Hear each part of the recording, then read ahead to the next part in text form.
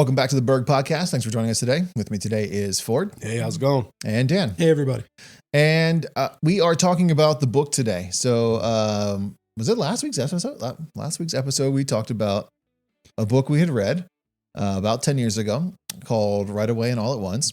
And we've kind of each had a chance to dig back into it a little bit.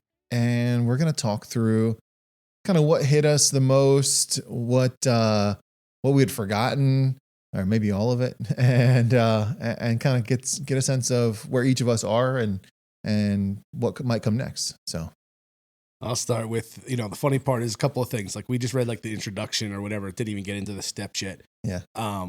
But two of the main things, like I remembered certain things from the book, but what I didn't remember was the beginning. I remembered stuff later on. Like that's some of the things that we like still talked about, but it really fired me up. And it also was like, okay, this book can't be left on a shelf for another 10 years. Like something about this needs to be reread or remembered every 18 to 24 months at maximum. Like it just was like, boom. And it really like, get going. Like that's, drain it down. It's get going and get moving forward. And that's really what I took out of that very beginning. Yeah, I remember reading the book, and as I started to reread it, some things kind of came back to me. Other things not as much. I know it's been 10 years, but I expected it to be more familiar for some reason. And like you ever, like Dan, you and I have talked about this in the past. Like you're a really good test taker, right? Like you know how to either cram or prepare for a test in a manner that you may have no recollection of what the actual information. I'm not not to be judgy. We talked about true. this. Like in high school, like I struggled with like tests and stuff like that. So I was always kind of like an average student, and I think you had really good grades for the most part. And it was because you had self kind of proclaimed to be a good test taker. Yeah, well, I would couch that and said I had like okay grades. Okay. with no effort. Yeah. But I was able to take tests and, as it goes, my parents said I had to get B's. Yeah. So I always got A's or B's but literally didn't bring books home. I didn't do anything. And I was able to get A's and B's. I have a knack for taking tests and giving answers that suffice to satisfy people. Yeah. To me, this sort of reminded me of why we did it, right? When you asked us to read the book for the first time, it was a little bit in preparation for some of those strategic planning meetings that we had never done. And I don't know if I was like cramming for a test or what, but like a lot of it felt like I remember reading the book. I remember the purpose of why we did it, but it was like the test was over, right? Like we had the meeting. Yeah. I had moved on from. You got rid of that, and that space was cleared out reclaimed. that space. He redid the hard drive on that space. Yeah. So one of like the first things that struck me, and I think it might have even been in the foreword, and I was like, it was like, do this at least once a year, and I was like, good Lord, like I skipped like recommendation number 1, 10 years later, finally reading it again, and I was like, okay, I missed the mark on that one for sure. Well, and I feel like just personality wise, like I would never do that. Like I would remember that he said to read it and be like, I'm not doing that. Like, I mean, but the thing that struck me is I remembered reading the book, and I remembered a lot of what they said in the foreword in the beginning. I've read a little bit more of it. But I think what really struck me was it came off different the second time. I was reading it from a different spot because I feel like when I read it the first time, sort of just pure ignorance. I didn't know what I didn't know. I had virtually no fear that anything could go wrong. I didn't have the good sense to know the risks that were there. And I still say Ford and I are good at evaluating risk, but I look at it differently now. So I definitely looked at it from the perspective of that you're taking something that's good, but you could be better, right? And sort of at that point, it spoke to me about just be better tomorrow than you are today, right? We're already good. Sure. When I read it this time, I read it like, okay, we've put ourselves in a situation that we need to work out of now. I have clear things that I believe can be fixed to make us run better. And the first time I read it, I don't know that I had that. The first time that I read it, I think I said, like, we're pretty good right now. Mm-hmm. But it struck me that we could be better. Like, is good enough? You know, almost going back to that idea of me in school. Like, it's great that you can get B's, but is that as good as you can be? Or, you know, or could you be better? Yeah.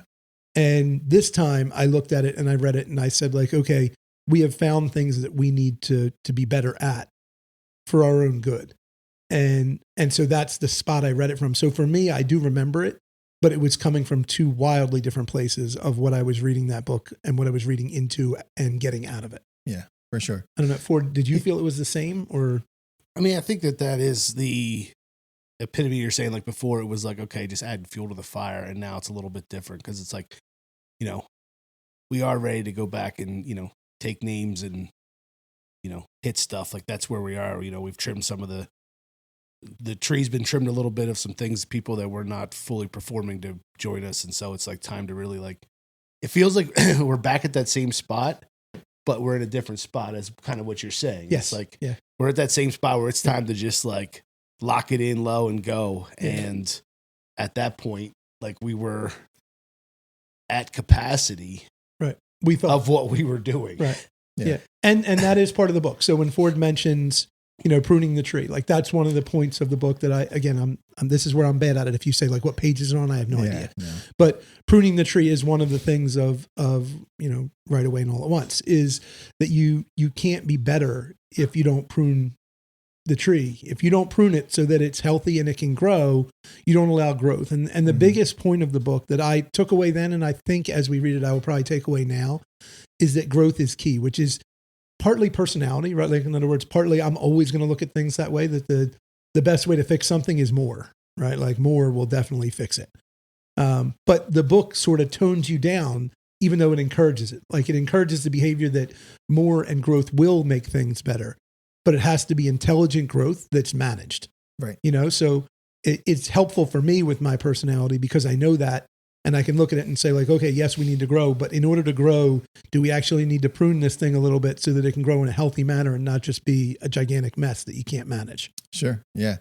He uses a term in there, and as you're talking, I was like trying to grab it in my head, and it's like chronically underperforming or something like that, right? Yeah. Like, do either of you remember what it is? Is that doesn't feel right, but it's something like that. Yeah, it's not chronically underperforming, but that is the gist of it. Is companies that Are just happy doing what they do. Yeah, they just do what they do, and then they are successful numerically, like statistically, they are okay, fine, and they are healthy. Yeah, but they are not achieving anywhere near what they're capable of. And that in the book they would say that, like, immediately becomes the target of the activist investor, which has become a modern day thing with venture capital and other things, where you're looking at, you take a company and, you know, and we're not going to do it, but we could apply this to things that Ford has done in his lifetime as a entrepreneur looking at items, is when you look at a company and you say, like, this is a good company and it's doing well, but it's just doing what it's doing, and it's just like rinse and repeat. It's just going to keep doing the same thing. And so it can make X dollars with X amount of employees and have an X footprint. But what if it didn't? Like, what if it made 5X of what it does because it had 5 times as many and 5, you know, and there's that growth that, right, like, that you see. But that doesn't necessarily happen just by growing, right? Like, in other words, there has to be some things that change. Otherwise, it would just stay the same. Yeah. And so, but I don't recall, I know exactly what you're talking about, but I do not recall their term for a company that is like historically, or I think chronically might be the right part, but I think the other part of the word is not right. But they underperform. It's an underperforming company, but it's a funny thing because they say underperforming. They don't actually mean that it's not healthy. Right. They mean that it is not performing at the capacity that it could if it took advantage of the market that is available. Right. Or without any like, strategic growth or a growth mindset, right? Yep. Like, if you have no interest in doing better, right? And that, it doesn't have to be more, but a lot of times it is more. Mm-hmm.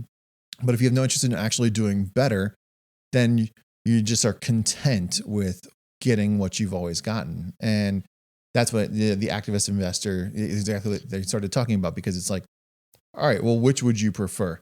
Would you prefer to be your own investor? You figure out how to grow and maximize the potential of your company.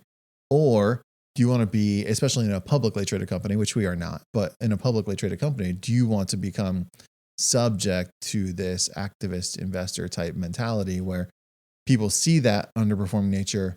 They see opportunity, right? Because that's the irony, is underperforming behavior is also synonymous with opportunity. Right. It is opportunity, and it's something we have to decide. I think, and Ford and I talked about this offline. It's something we're going to have to decide over the next, period of time, is what do we talk about in the podcast in terms of what's the breadth, right? What are we talking about? Are we talking about Berg? Are we talking about more than just Berg? What are we talking about?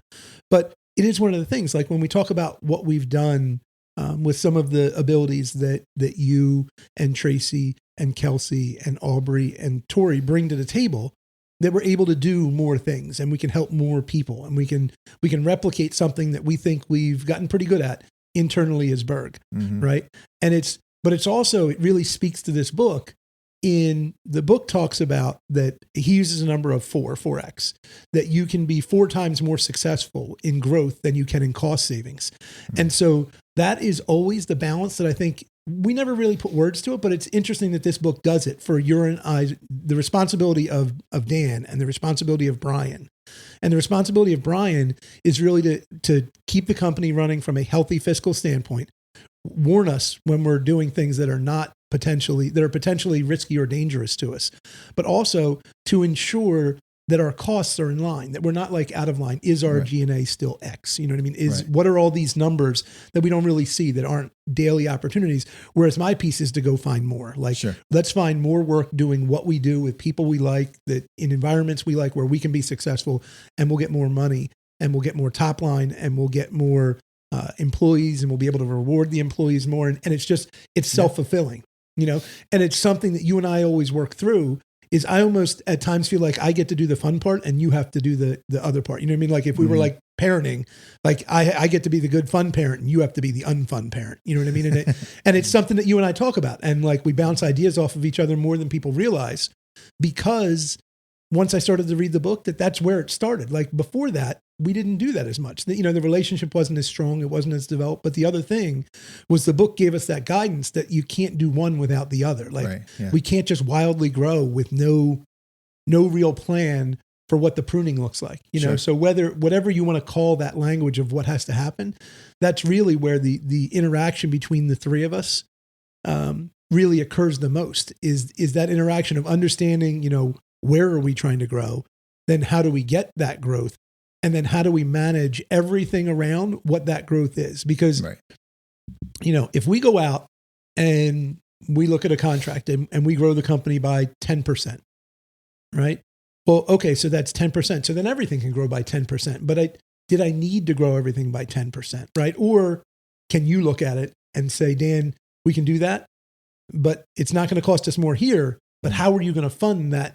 The things that are necessary, and have you thought about it? Yeah. And that's like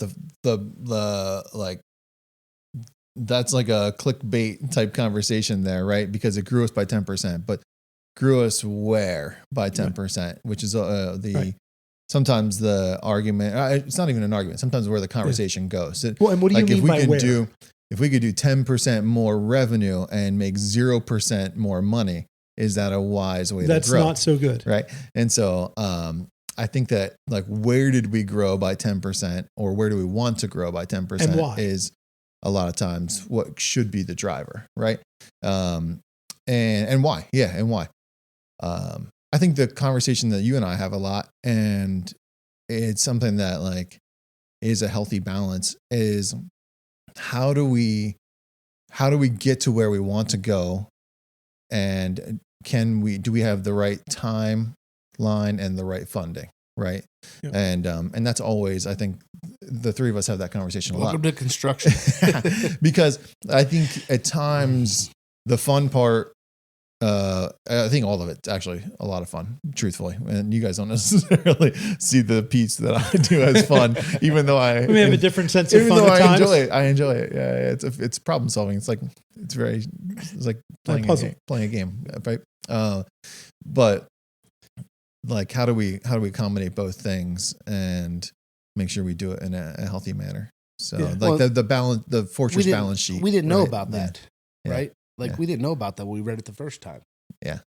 You know. Well, it was a theory, you know. It was, and not that it's a theory. I don't mean that in an insulting way. Like we hadn't experienced it, is what I should say. Yeah. Right. Like it was not an experience that we even though we thought we understood it and we thought we had experienced it, we actually had not. I mean, the other thing that struck me really from this book. So first, biggest piece was that I felt like I was reading it from a different position. Mm-hmm. The other thing that really struck me, and it's funny, I have said it in different ways over the last 5 years, without knowing where it came from, right? Which is almost a hallmark of me. Like I don't feel like Ford, and actually it happened with this book. He was like, "Hey, I want to talk about that book," and he like started describing this book. I had no idea what book I have all the books we've talked about it on they're behind my desk. Yeah, on your shelf. I couldn't even figure out which book to grab, and he had given me a fair amount of information that was, if I remembered the book, minus the author and the title, right? Minus the things that, right? In other words, if you had said "Get Right Away All at Once," oh yeah, there it is. If you had said by this author, fine. If you had said the book with the blue cover, I could have gotten it.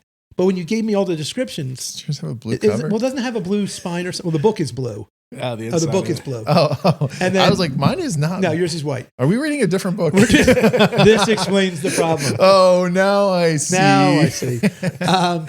But the other thing that I really got from it when I started to read it again was we've been talking about doing jobs that make sense, right? Yeah. And I had talked about that, you know, we didn't forget how to make money. We started to do things which we figured out really, really good ways to lose money or to not make money. And this book really harps on doing the thing that you do well, right? Yeah, like right. It sounds so simple, but if somebody like sat in a room and you said, "I'd like to be more successful," and they say, "Okay, well, the first step is don't do things that make you unsuccessful." And you're like, "Yeah, obviously I know that." Except when you're bidding work and trying to win work, it doesn't look that way. It's not that simple. You know, you like look at it and like, this is a good opportunity, but likely just because it's more, right? Not because you actually looked at it and said, "Is this a good opportunity?" You know, it's so odd. You're totally right. I mean, that's the interesting piece about like the where do you grow, right? Because like if you're talking about winning more work, I don't want to ever suggest that winning more work is easy, but if you just decided you wanted to win any type of work anywhere, that would be less difficult than you know, maybe trying to do some of the other things, right? So because in that regard, like you would just be kind of like a shotgun type approach, right? You would say like, all right, well, there's work there, grab it. There's work there, grab it. There's work out there, grab it. But it may not be things that we're good at, or may not be things that are in areas we want to do, or with people we want to work with, or you know, things that we have the right equipment for, or whatever it might be. There's any number of things. The timing of it, the location, you know what I mean? And it's been really weird over the past, 2 weeks. Dylan and I, on multiple occasions, he's walked into my office and said like, "Hey, like here's, you know, we meet once a week specifically to look at commercial and landfill industrial bidding schedule." Mm-hmm. And be like, we have a little bit of a build up here. It's a bit of a rub, a problem. And initially it started out, we'd have this meetings and it was what piece I was going to take, right? So I'm going to jump back into bidding this thing because we don't have capacity. But actually over the last couple weeks since we talked about it and I started to look at the book, he came to me and he said it and I was like, "Yeah, we're not going to bid that." And he was like, "Well, why?" And I was like, "Well, I mean, yes, it is what we do and it is in a place we like and it's a job I'd like." So like I got all three things, but I tried to look at it like from what the guidance that the book provides and the experience that he has, and says, but there's this one thing that I don't like about the job at all. You know, and it could be a client, it could be timing, it could be location, it could be any number of things. But there's been 3 or 4 jobs that if I brought them up, and we're not going to do that because we tried not to do that. But if I brought them up, you guys would say, "Well, yeah, you're definitely going to bid that." And you might even say, "Okay, you might not bid it, but here's why." Right. But I don't think it would necessarily be the reason that I actually went after, because I'm really trying to say, like, if I win a job, I want it to be that you won. Right. So winning a job does not mean you sign a contract. Right. Like Ford always says you don't have it until the ink's dry. Right. Like once we're on site, till the iron's on the job. When the iron is on the job, that's when you've won the job. But I almost want to have like different language, right? Because it's not like we could win any job.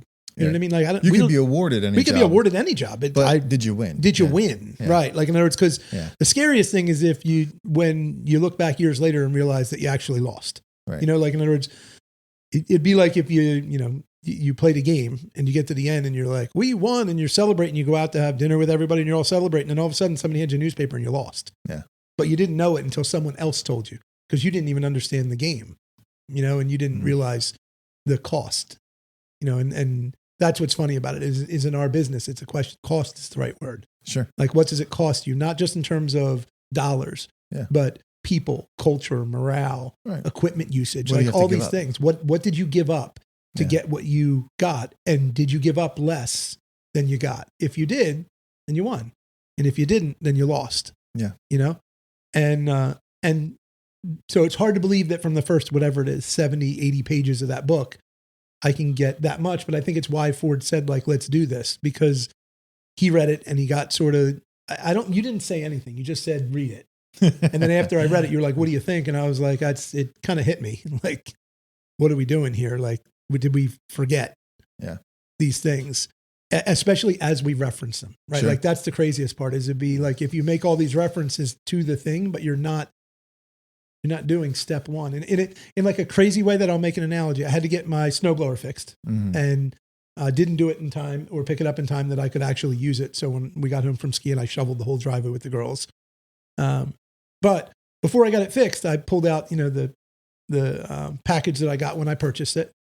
And I purchased it from Frames. They're local, really good, super thorough, everything else. Literally first, before it tells me how much the machine costs, it says, don't do 4 things. I think I did all 4 things that it said not to do. I was going to give that down and say 3 out of 4. Maybe I didn't do 4. I guess I put the right fuel in. But then you let it sit there. But then I let it sit there. But in my head, I was like, oh, come on now. Yeah. Like before I even read it, everyone was like, well, what's wrong? I was like, well, the fuel went bad. And I was like, but it's weird because I used the real fuel, not ethanol, treated. It should have been good for the year. And she was like, well, when was the last time you used it? And I was like, Well, I guess it wasn't last year. It didn't snow. And all of a sudden I was like, wait a minute. This could have been 2 or 3 years ago. And so I knew right away what my mistake was, but literally I got the book and I was just getting it to get the number to call them because I was so frustrated because I had tried to clean the carb, it wasn't working. And I called them. They knew right away what they had to do. But literally all I had to do was the first 4 things it said, and I would have never had the problem. And that's how I felt with the book. Like, you read the first pages and you're like, I just would have followed the directions, read the book again. I probably would have noticed this in time to have some impact more advantageously in terms of time. But I think the key to this at this point is it gives us a good parameter to check what's happened. But I think my mindset with it is, all right, that's dead. That's done. Let's go again. Right. Like, I mean, cause you can compare it against all the things that have happened. Like, which hindsight is always 20/20. Nothing else is, but it's like, all right, it's time to fire up and roll out again. And like, let's reuse this because it was functional to us the first time and get it to get us back into the place where our DNA of how we do things. Well, and more importantly to me is to take that one step further and say, I think part of the intent of this is that our team listens to this, some of them, and they're going to hear it and they'll like vicariously get nothing else, our perception of what the book says. Mm-hmm.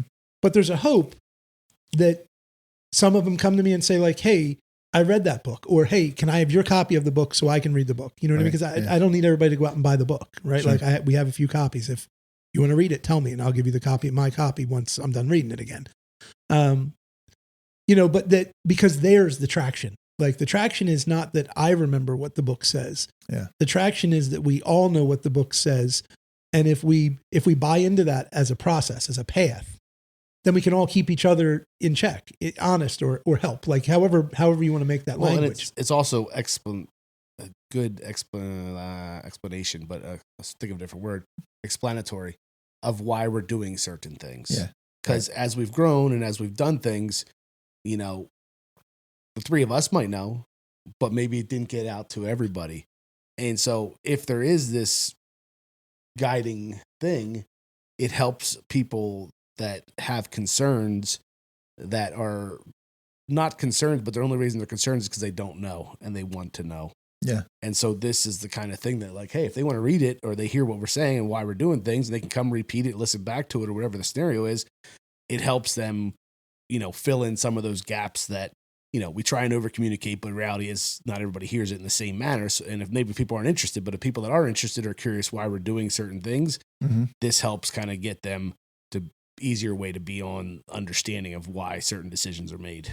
Yeah, and I actually love, like, in the first section of the book, he talks about that. He says like he wrote it from the mindset of like basically how to evaluate your own business, right? And your own self, which was interesting. But that's what I was about to say. So like he said, it never made any sense to him until he applied it to his own life personally, right?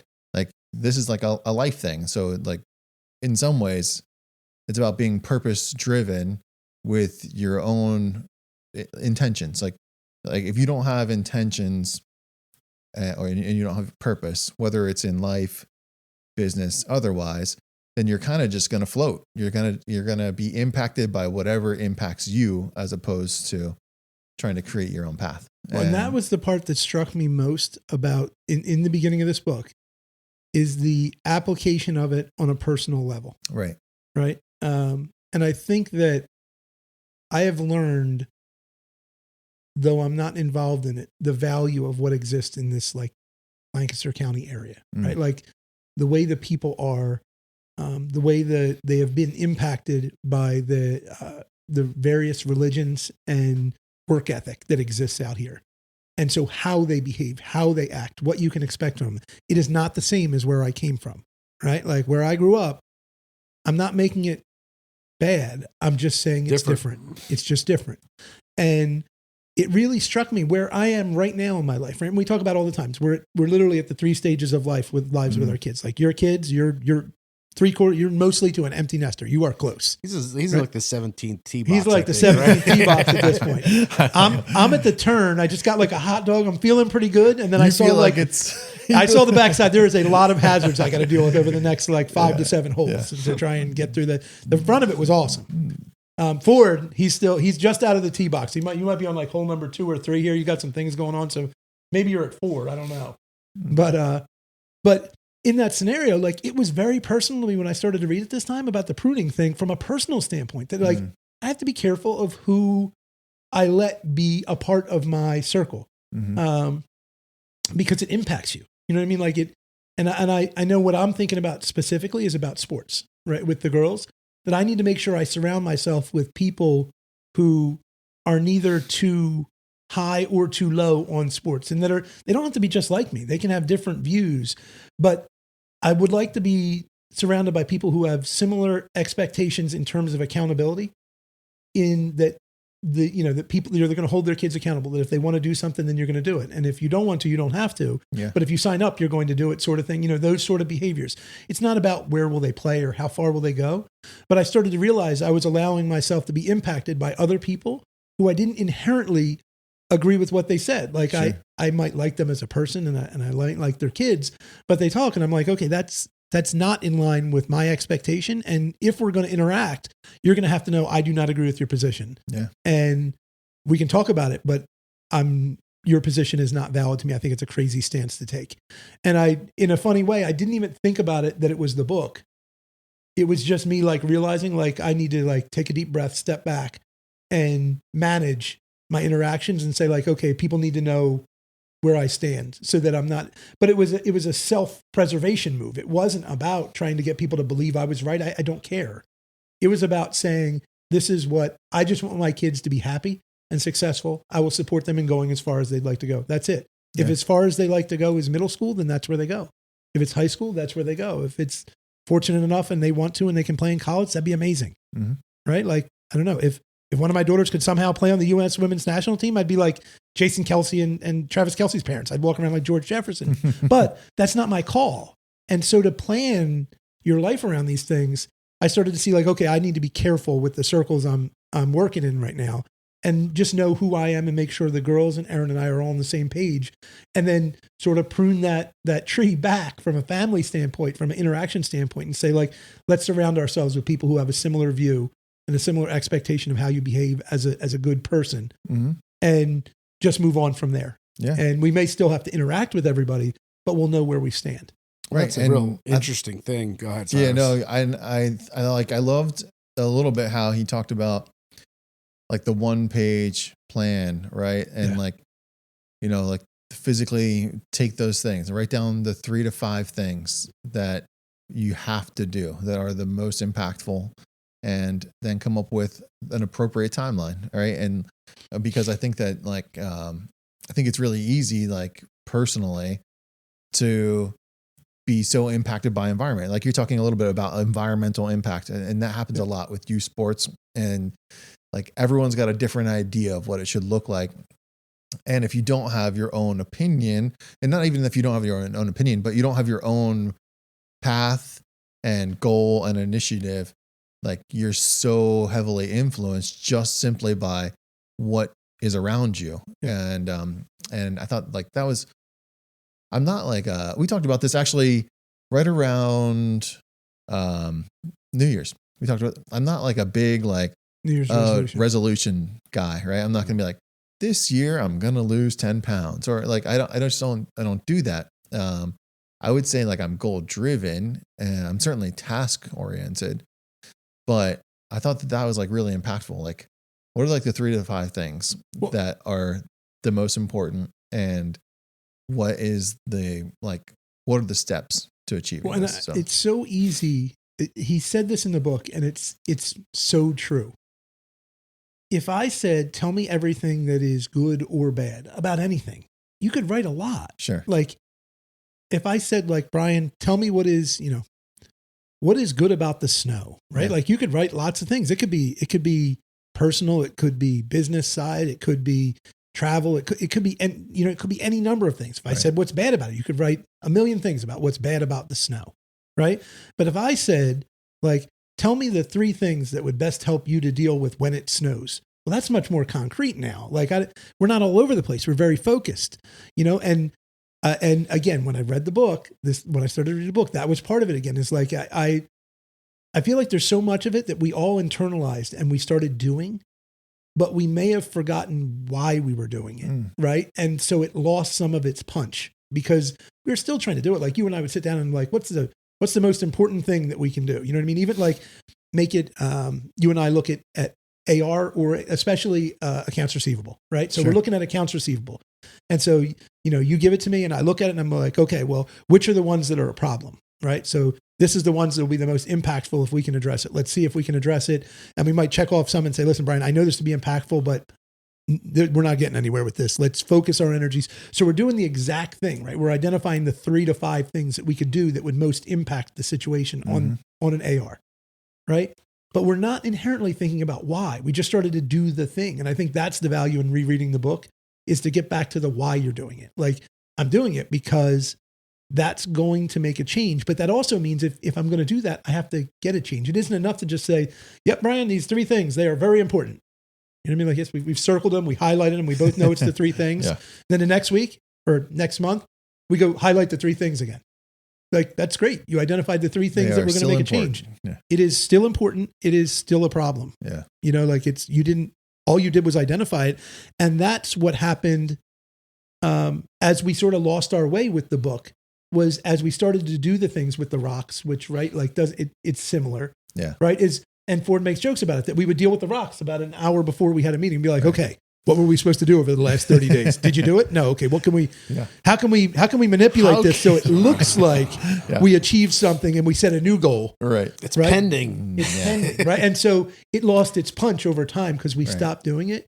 But I think it's not being about the doing it and more about like satisfying the list. The requirement of having a list. Like the meeting's going to happen, so I better say that I did something, as opposed to like doing something. This is the important thing. Why am I not devoting my time to it instead of?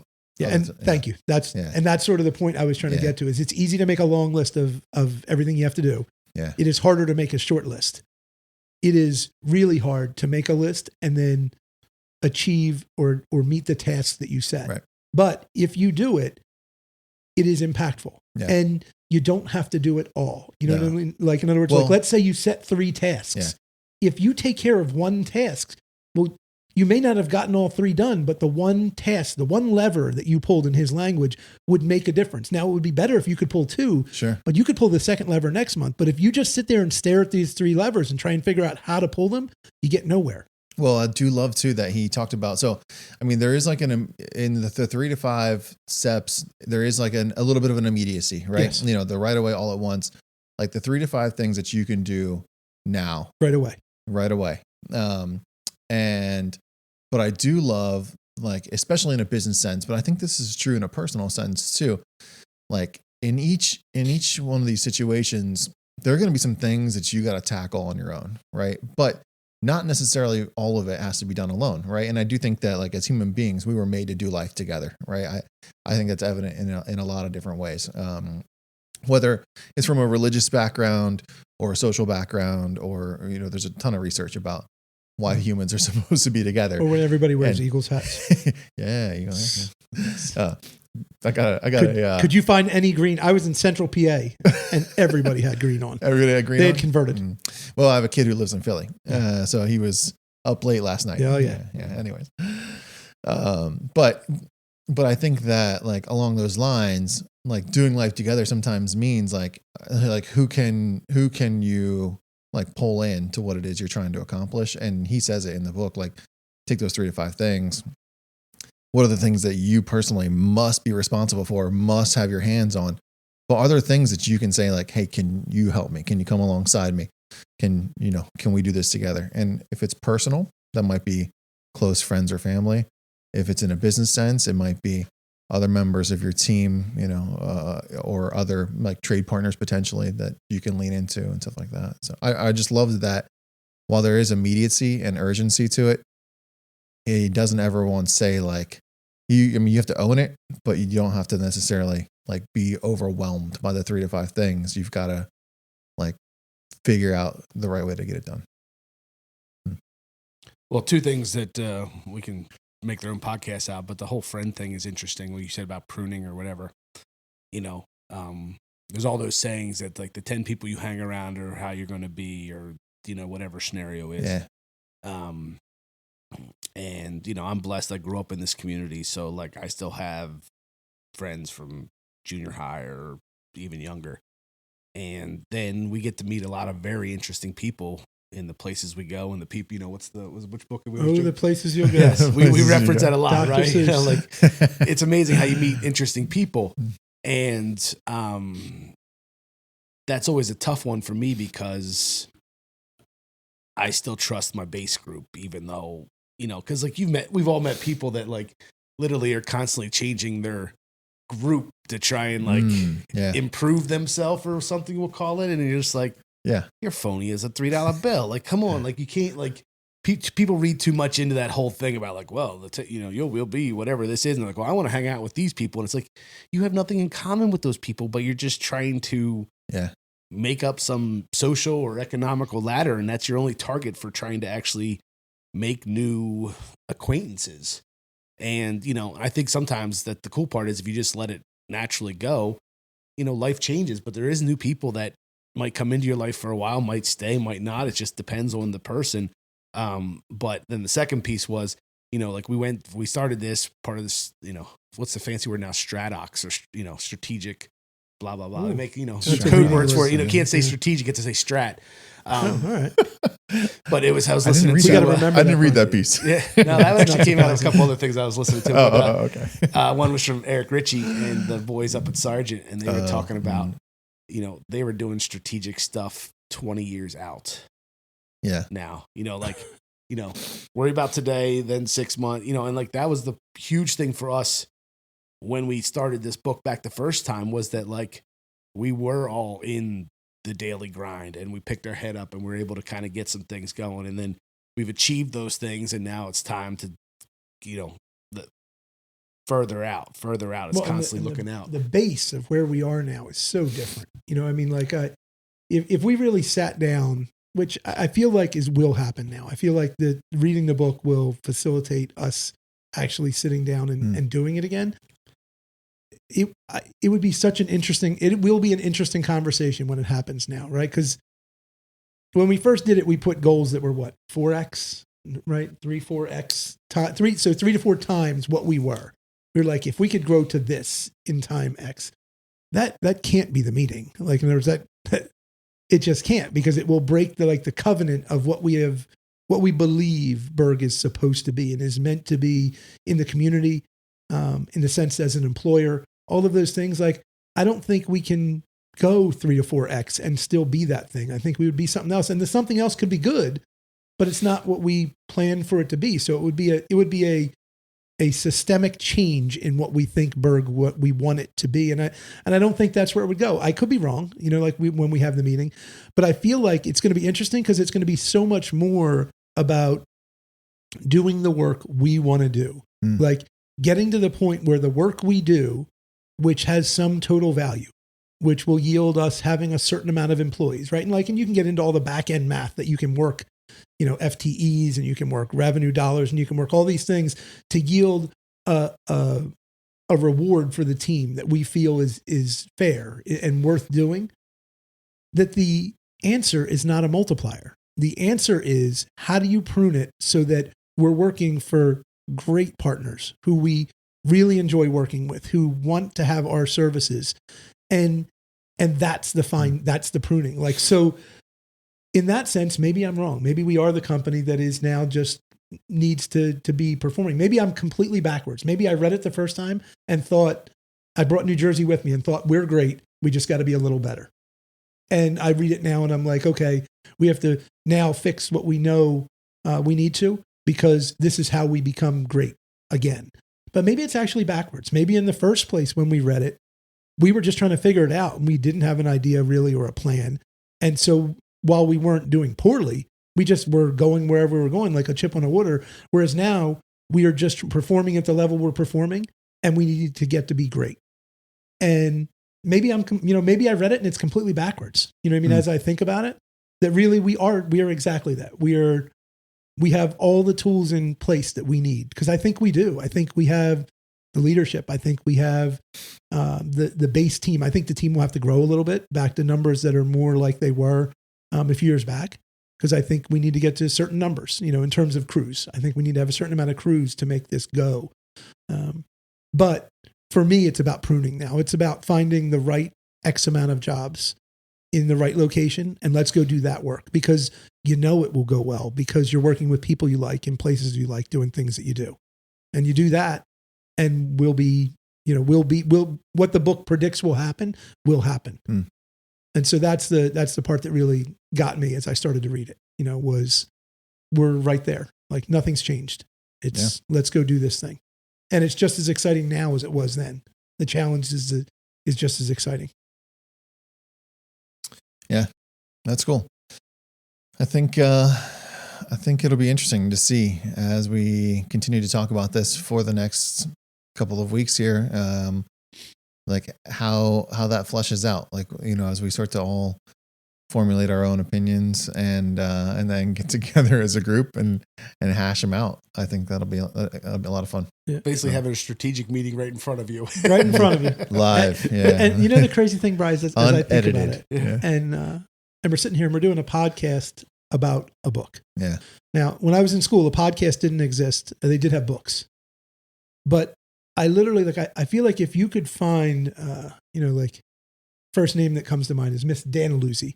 That was my senior language arts teacher. This lady crucified me. I ended up in the vice principal's office, legitimately having to answer questions about what I had written in a paper that I had written, because, I'm pretty sure I remember this almost exactly right. Whatever she did, the grading of the entire fourth marking period was 90% this paper, right? So I've always been pretty good at math. If I get it 90% right, I get a 90. That's an A or B. That's exactly what I was supposed to get. That means I have to physically do nothing the rest of the time. So from, the beginning of baseball season to the end of the year, I did actually be 84%. Brian, that's still a B for it, and apparently my math wasn't, so it was what it was. But 90% of 90% is not. Well, no, I was going to get 100% of it. 100% of 90. I was going to do really well on this one thing, and I was going to get 90% of it. And I had done the math that I'd end up with an 84 for the year, a B, if I did absolutely nothing and got like a 92 on this paper.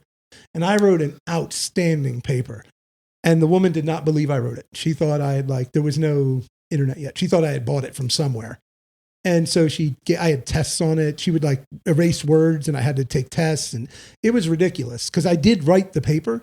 She just couldn't believe that this kid who barely went to class, I didn't bring any of my books to class. I just left them in the locker. And in a really New Jersey jerk way, I just said to her, you built the grading system. I am not going to do anything. I'm not doing my homework. I'm not bringing my books to class. I'm just going to sit here because I have to. And then I'm going to get an A on your paper. And I'm going to get a B.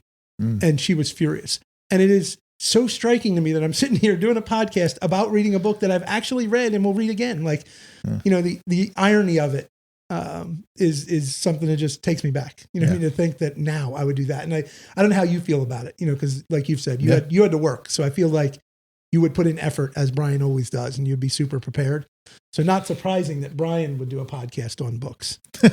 And Ford has read every book on the planet, I think, at least once. So you have to tune into his other channel called Only Books. Yes. Only Books. Yeah. Whereas me, I don't. A homeschooler that reads books. Isn't that a dichotomy? Yes. I went to school, didn't read books. Ford was homeschooled and did read books. So there's more than one path. That is true. And we will continue talking about it on future episodes. So thanks for joining us today, folks. We hope you got something from this, and we hope you stick around to figure out the rest of it.